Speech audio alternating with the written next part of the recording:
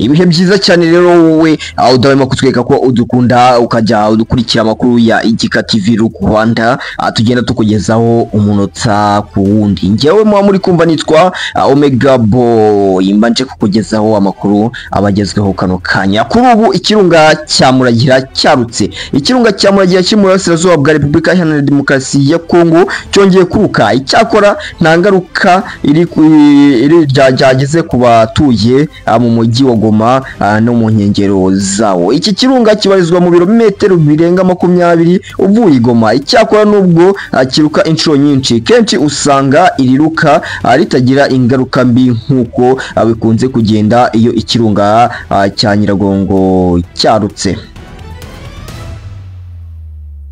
Nyamulagira yerukaga kuruka mu kwakira umwaka ushize.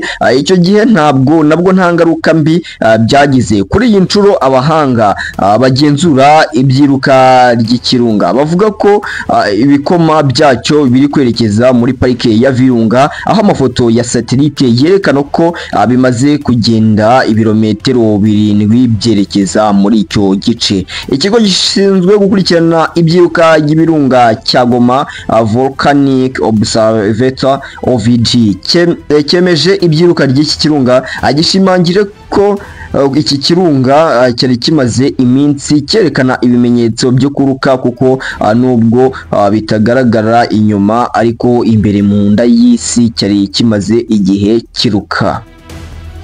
Abaturage basabwe gutuza kuko ibikoma by'iki kirunga bitari kugana ahantu atuye abantu, ahubwo biri kugana muri parike nkuko byatangajwe n'ikinyamakuru Actualité. Mu 2021 ikirunga cya Nyiragongo cyararutse gihitana ubuzima bw'abaturage, abandi benshi barahunga barimo n'abahungiye mu Rwanda.